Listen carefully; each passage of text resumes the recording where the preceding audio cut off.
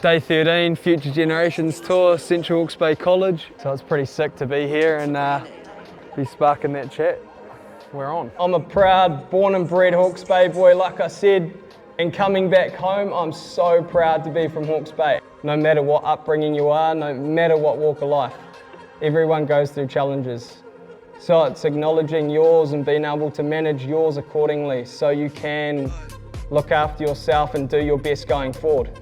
I learnt that in a pretty gnarly way after losing my first mate of 3. Problem shared is a problem halved, hugely.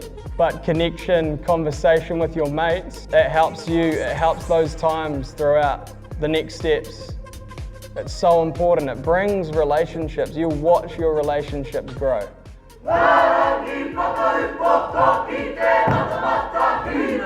Spark that shit! Central Hawke's Bay College, that was all time. It's epic to be home. Now time to head north, next stop, Wairoa, and possibly catch up with the breathers for a bevy. Let's go.